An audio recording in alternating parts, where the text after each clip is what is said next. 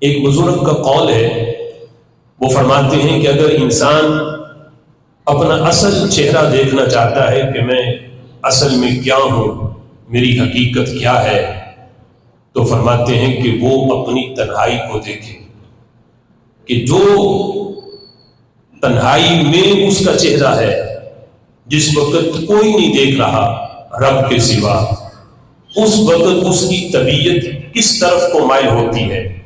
فرمایا یہ اس انسان کی حقیقت ہے۔ اگر تنہائی میں اس کا چہرہ، اس کی حقیقت، اس کی طبیعت نیکیوں کی طرف مائل ہو اور گناہ سے اس وقت بھی نفرت ہو، تو یہ اس انسان کا اصل چہرہ ہے، اصل حقیقت ہے کہ وہ بندہ نیک ہے۔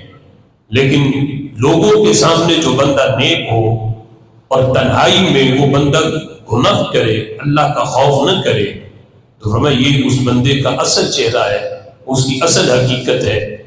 وہ بظاہر جو نیک نظر آ رہا ہے، یہ اس نے اپنے اوپر رنگ و روغن کیا ہوا ہے۔ اصل جو اس کی حقیقت اور اس کا چہرہ ہے وہ تنہائی میں پتہ چلتا ہے۔ اور کسی نے کہا تھا بہت مشکل ہے بچنا گناہوں سے خلوت میں، بہت مشکل ہے بچنا گناہوں سے خلوت میں، بہت آسان ہے یاروں میں معاذ اللہ کہہ دینا۔ کہ جس وقت بندہ لوگوں میں بیٹھا ہو، محفل لگی ہو، وہاں اگر کوئی گناہ کی بات ہو تو پھر بندہ اپنے آپ کو صوفی ظاہر کرنے کے لیے وہ اس بات کو دیکھ کے معاذ اللہ کہہ دیتا ہے۔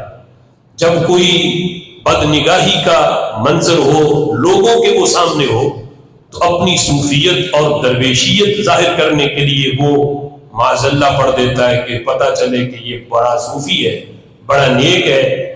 اس کے سامنے یہ گناہ ظاہر ہوا تو اس نے معاذ اللہ کہا، اللہ کی پناہ مانگی۔ لیکن خلوت میں وہ بندہ گناہ کو دیکھنا تو دور کی بات، خود گناہ کے اندر وہ بندہ ملوث ہو جاتا ہے۔ تو ایسا بندہ فرمایا کہ یہ تقویٰ کا پابند نہیں، بلکہ یہ ریاکاری ہے کہ لوگوں کے سامنے تو گناہوں سے بچنا اور تنہائی میں کوئی گناہ نہ چھوڑنا، گناہ کے اندر پڑ جانا، یہ تقویٰ نہیں بلکہ اسے ریاکاری سے تعبیر کیا جاتا ہے۔ ہمارے آقا صلی اللہ تعالی علیہ وسلم اسی لیے تعلیم امت کے لیے آپ اکثر یہ دعا مانگا کرتے تھے۔ حالانکہ ہمارے آقا صلی اللہ تعالی علیہ وسلم تو گناہوں سے معصوم ہیں، محفوظ ہیں، آپ سے تو گناہ کا تصور بھی نہیں، اللہ نے ہر قسم کے عیب سے آپ کو پاک رکھا ہے۔ لیکن اس طرح کی دعائیں یہ تعلیم امت کے لیے تھیں۔ نبی پاک علیہ الصلوۃ والسلام اکثر یہ دعا مانگا کرتے، اے اللہ میرے باطن کو میرے ظاہر سے بھی زیادہ ستھرا کر دے، میرے باطن کو میرے ظاہر سے بھی زیادہ ستھرا کر دے۔